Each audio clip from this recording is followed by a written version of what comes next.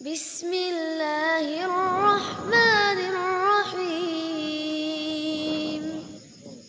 Ini semua teman-teman hanya karena kasus kekufuran saja, malas beribadah, tidak mau jadi orang baik. Hanya itu sederhananya. Lalu kenapa teman-teman? Apapun waswas syaitan yang mengatakan orang beriman itu susah, itu bohong semuanya. Demi Allah orang beriman itu bahagia, tenang. Bisa mendapatkan semua dunia. Allah janjikan. Tidak mungkin salah. Kita melihat orang-orang yang tinggal di Timur Tengah, Allah berikan kekayaan. Banyak orang di Indonesia juga, orang di Asia Tenggara yang memang beriman sama Allah banyak. Saya berjalan dengan orang-orang yang pergi umroh, pergi haji, banyak orang mampu. Banyak orang mampu dan mereka hidup bahagia, bisa. Ya. Jadi bukan berarti kalau kita lagi sulit kemudian kita menganggap oh ini berarti saya disiksa sama Allah atau memang hukuman, tidak. Antum harus berubah, kata Allah SWT, innallaha la yughayyiru ma biqaumin hatta yughayyiru ma bi anfusihim. Allah tidak akan mengubah nasib satu kaum sampai mereka mengubah nasibnya. Maksud daripada ayat ini adalah, kata sebagian ulama, kalau seseorang muslim dia memohon, merengek, mengadu sama Tuhannya dan meminta apapun sampai dia minta menjadi seorang raja dunia, akan dikabulkan oleh Allah asal dia mau mengubah dirinya. Lalu Allah akan bukakan kepadanya peluang-peluang untuk mencapai apa yang sedang dia minta itu. Dan Allah sebaliknya akan mencukupkan kebutuhan seorang hamba kalau dia mengatakan cukuplah saya begini. Misal ada orang bekerja, dia dikasih sama Allah gaji, dia dapat gaji 2 juta, dimudahkan, dia diterima kerja seterusnya. Lalu dia mengatakan cukuplah seperti ini. Keluarga saya biayai 1,5 juta, sudah cukup, alhamdulillah, udah, nggak masalah. Allah cukupkan dia dengan itu.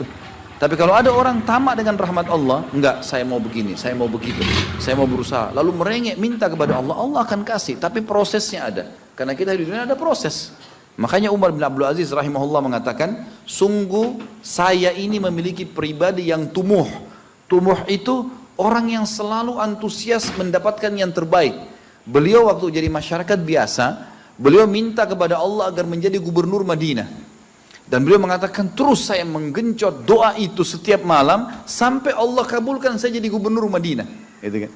Kemudian setelah itu saya memiliki antusias yang lebih besar untuk menjadi khalifah. Dan terus saya berdoa sampai Allah nobatkan jadi khalifah. Padahal Umar bin Abdul Aziz tidak bisa jadi khalifah pada saat itu kalau sesuai dengan jalur keturunan. Semestinya ada orang lain, dia memang keturunan Bani Umayyah, tapi bukan dia semestinya pada saat itu menggantikan khalifah. Tapi subhanallah sebelum meninggal khalifah sebelumnya, menulis surat bahwasanya yang datang setelah saya adalah Umar bin Abdul Aziz, padahal bukan dia. Makanya setelah Umar bin Abdul Aziz meninggal, kembali kepada keturunan raja yang pertama. Tapi Allah selipkan dia menjadi khalifah di situ. Dan dia mengatakan saya mendapatkan semua apa yang saya inginkan dengan tumuh saya, dengan antusias saya yang besar, dan saya mohon kepada Tuhan saya sampai Allah kasih. Ya Allah kasih teman-teman sekalian. Tapi bagaimana kedekatan antum kepada Allah subhanahu wa ta'ala? Bagaimana kita merengeknya dengan Allah? Bagaimana kita memohonnya dengan Allah? Tidak ada yang mustahil. Coba terus minta sampai Allah kasih. Karena setiap seseorang hamba mengucapkan Rabbana atau Allahumma, atau kita mengatakan dalam maksudnya ya Allah, wahai Tuhanku. Begitu kita mulai memohon, itu sudah ada garis startnya ucapan kita. Ada garis finishnya. Tinggal antum sabar sampai garis finish enggak? Banyak orang berdoa baru pertengahan sudah berhenti dengan alasan Allah belum kasih. Allah mau lihat ini orang benar nggak, serius nggak. Sama rasionalnya gini, kalau kita kuliah, begitu kita sudah daftar kuliah, sudah ada kan prediksi kita 4 tahun tamat S1 kan? Oh iya semester 1, semester 2, semester 3, sampai semester 8 misalnya. Ini yang saya tahu pada saat kami S1 di Madinah begitu ya. 1 tahun 2 semester, 1, 2. Tahun kedua 2, 3 dan 4 sampai semester 8 selesai S1. Baik, kita begitu daftar pertama sudah tahu saya akan kuliah 4 tahun nih. Kalau saya lulus selama 4 tahun saya akan lulus menjadi S1. Kita sudah tahu kan. Kalau ada orang baru tingkat 2 sudah berhenti kuliah, dia sendiri berhenti. Itu sama rasionalnya orang kalau berdoa tuh.